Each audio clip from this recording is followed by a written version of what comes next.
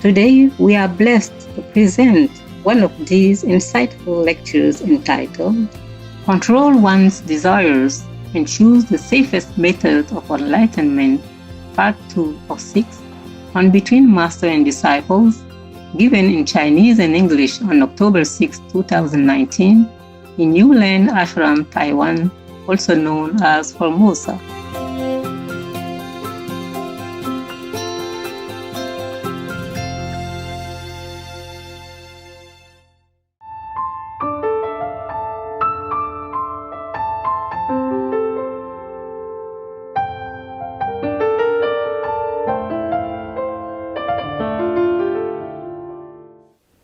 You remember the story I told you about Kabir? He offered his wife to the neighbor grocery store owner so that he may have some food for his true seeker at home. Yeah, he didn't have a lot of money. He worked for his upkeep by laboring. He doesn't earn a lot of money. So then he didn't even have money to buy enough food for the influx at that time of the true seeker who flocked to him for wisdom and maybe initiation. So his wife went neighboring to borrow some flour until they have enough money to repay, but the owner wanted something else. If she stay with him for a night, then she can have anything she wants for that day. But she doesn't stay, of course. She went home and told her husband.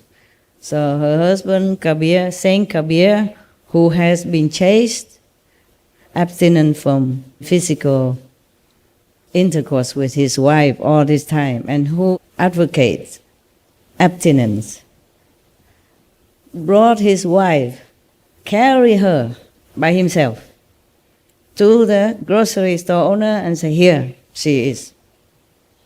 You can have the pleasure. Let me have the food." Some of you ask me, why would the saint do that? Isn't that kind of contradictory to us, what he preached? Anybody? Tell me, all these years that you have been listening to me, I want to listen to you now. Who can tell me? Well, I have that fancy glass for you. Look good? No, the fan? Anyone?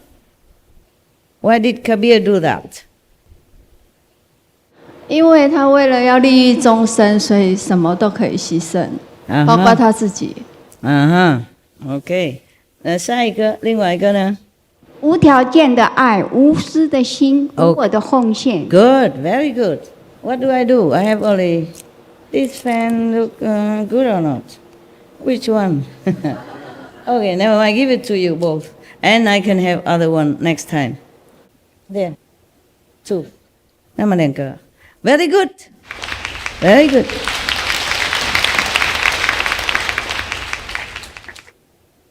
So, I wrote on my notes, okay? Because I know some of you ask this kind of question. I wrote here. Remember to tell you explanation, because I wrote so different notes here, I might forget. Explanation, extra. Kabir offered his wife to his neighbor in exchange for some food to feed his spiritual seeker's guests. Does that make him immoral? Though he himself abstained from sex. How do we know that? Because in his teaching it's written so. Somebody asked him, why did he marry before? And of course had intercourse with his wife all that time until he stopped. So he said, because I wasn't enlightened. So that meaning he doesn't do anymore. They became like friends. Okay? Many saints are like that. They only have intercourse for the sake of having children. That's what I told you already. So no master does things actually for the sake of themselves, but for others, unconditionally, with love. So it is like a sacrifice, even though it doesn't look like that. Not as we use sensual pleasure to just satisfy ourselves in a selfish way or indulgent way, or ignorant way. That's the big difference between enlightened beings and the ignorant rest. But not all masters would do this kind of sacrifice. Not all do that. Not all are willing to do that. There was one, I remember one master, maybe in Tibet or somewhere. One time, one of the daughter of the patron brought food to him, and he wanted to have a physical intercourse with her, and then she was crying and running back home and tell her mother. Her mother brought the daughter back and said, I'm sorry, my daughter was so ignorant. Please, she's yours, okay? Don't worry. I told her already. If you need it for some reason, please, she's yours. And the master refused, said, no, it's too late now. I don't need her anymore because I just saw one of my friend was going to be reborn into some of the bad stage of existence, a bad animal's form. So I just wanted to help him to be born as human, and then I can continue to help him. But she ran away, and it's too late. He's gone already. He's gone into an animal incarnation already, so no need now, but thank you. Not every master do this, huh? Not all masters do this. Very rarely, very rarely. Very rarely the master gave it all. Maybe the master did not know. Also, maybe the master know but did not want. Many masters don't even want to teach students or teach very few students, selected few, after observing for a long, long time, that they come and work for him and do some labor to earn merit, and then the master observe to see which one are more potential for the real thing, for the real initiation. So you can see the example of the master of Hui Neng. Even though Hong Ren, the fifth master of Zen after Bodhidharma, as many people came to him, the rich, the famous, the powerful, the normal, the common, and the monks, they came to be monk with him also. But he did not really teach them a lot. Maybe just to recite Buddha's name, bow to the statues, recite in morning and evening liturgy, the service, morning, evening service, for the ghosts and for all beings, to pray for all people. So when he have a test, exam, to see who is worthy to be his successor, the best of his so-called monk disciple wrote some, verses. It's like I could even write it myself. Very common, very classic, very safe, safe for stanzas. Until Hui Neng came, and then he wrote something else. He did not know how to write, how to read Chinese, because he came from Vietnam at that time. But he asked someone else to help him to write. And that is superior to anything that all disciple can ever imagine or can come up with. It's not what he wrote. It is truly he realized that. Because he is super enlightened already. He was enlightened already before he came to this master. But then this master, of course, gave him the official transmission of the Dharma, and he became complete enlightened then. Therefore, you can see what he wrote. I'm not trying to explain the Diamond Sutra here, so we skip that. I just want to tell you that his writing mirror what he realized inside. That's why Master Hong Ren gave him his chasa, the clothes, and the begging bowl that has been left since a Bodhidharma for the successor. It's just a symbolic of successorship. It don't cost anything much. It's just a normal monk's robe, okay? And a normal monk begging bowl is not made of gold or diamond or anything that is so precious that somebody even chased Hui Neng afterward trying to kill him to get these things. Many people want to kill him or to harm him for this monk's robe and for the begging bowl. Not because they are valuable. It's just they are a symbol of mastership, of the succeeded mastership. And they hated it when a Vietnamese just came not long ago and then left with the most treasure of China at that time. Even not many masters want to give disciple initiation. Milarepa, he has to work for a long time, and suffer a lot of beating, scolding, and then even he sneak into another area to find the chief initiated disciple, just like Guan Messenger nowadays, to get the initiation. It doesn't work. He has no experience, nothing. No light, no sound. Because the original master, Mahabharata, did not allow it. It's not the chief disciple that gave initiation. It is the master who gave. Even the master is not there. Just like sometimes you get initiation here, I'm not there. But you still have experience.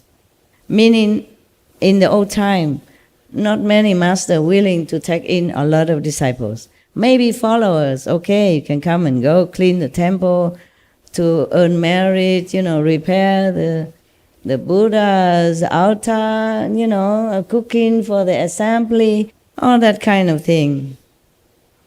But not the disciple.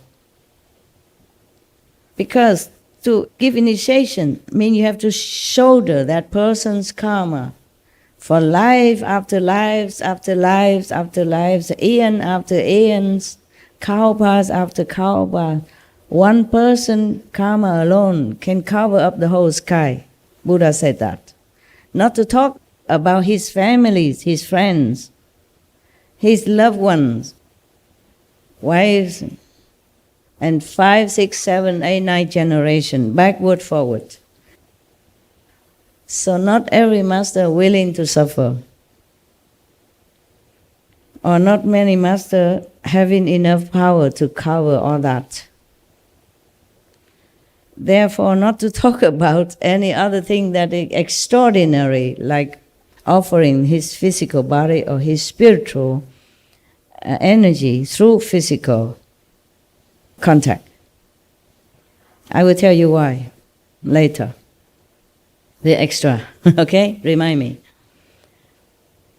If any master sacrifice at all, then through the body suffering, like, for example, Jesus, bless his soul, or Prophet Muhammad, peace be upon him, or Buddha even, he has to suffer.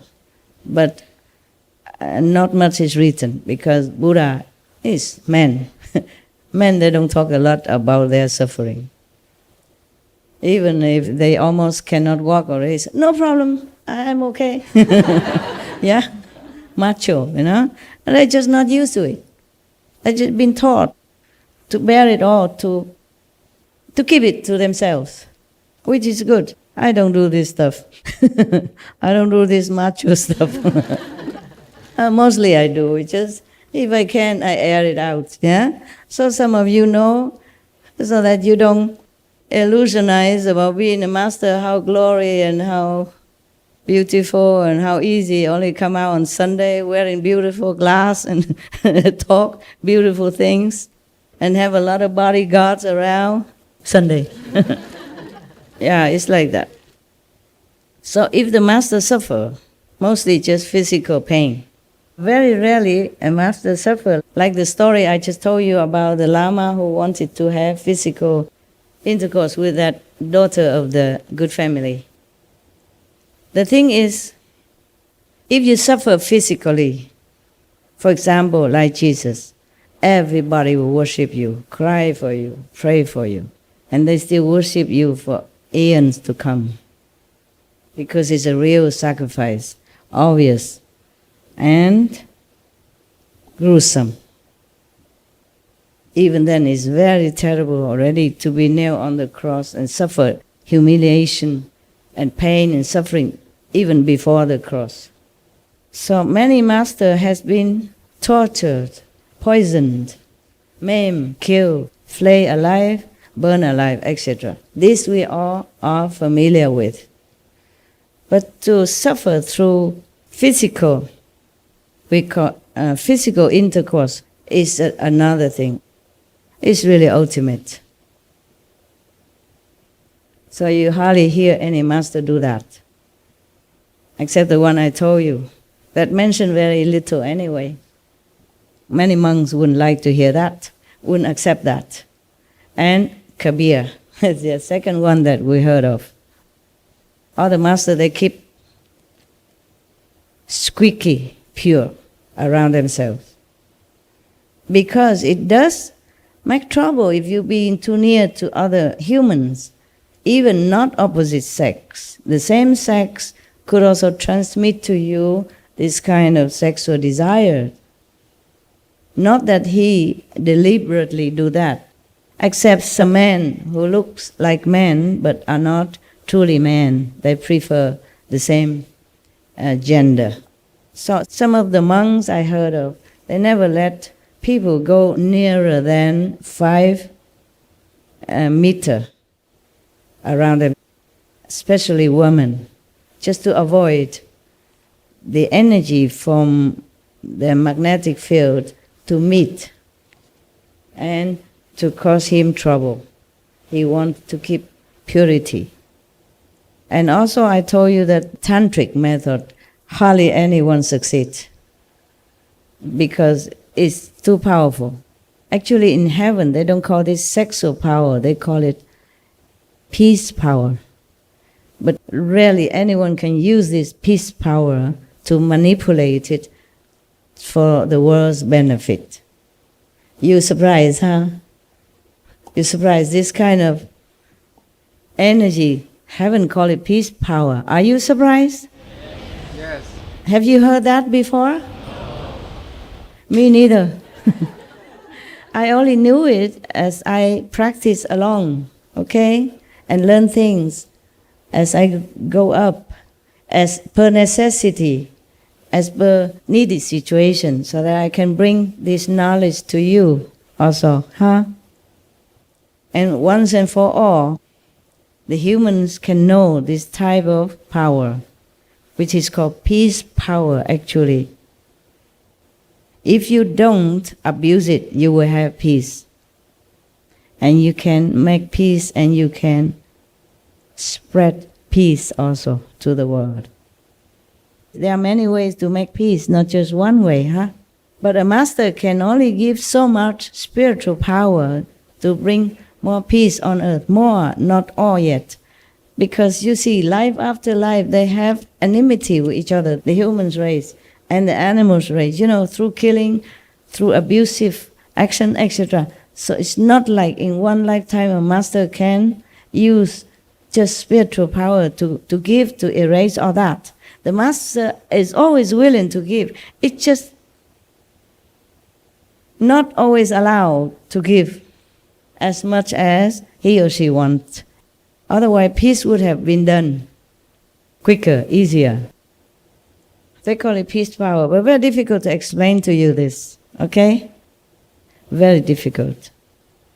Because you have to practice in order to know.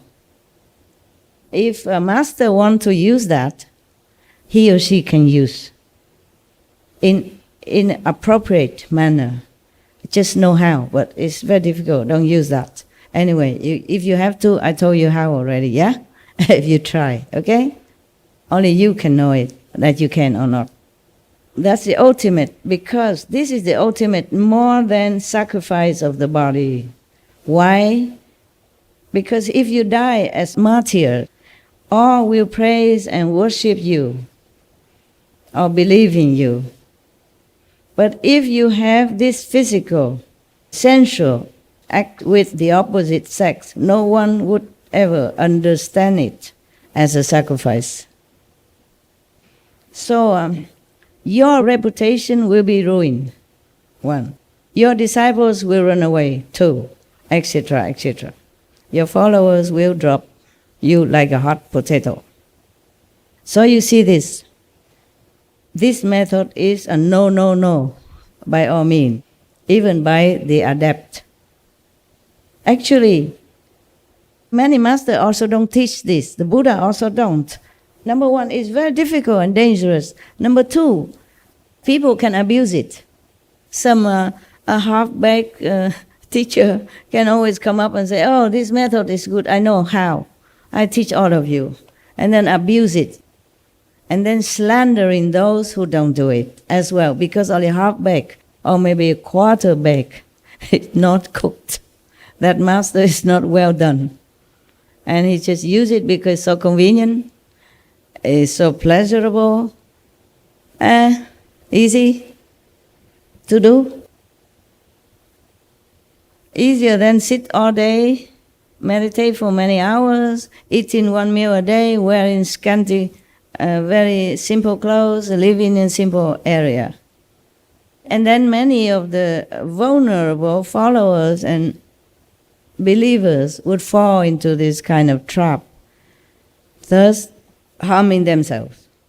Harming themselves because they will think this is the way and the master is perfect. The master can do it. They lead you to liberation through that.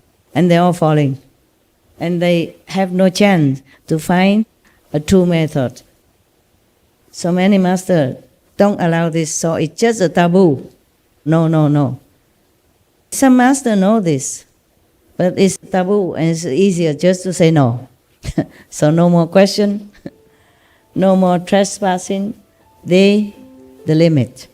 Not to talk about the master himself would ever do that, for the above mentioned reason. But that is not all. That is not all harmful about this method. More to come. If I have time, I will explain to you.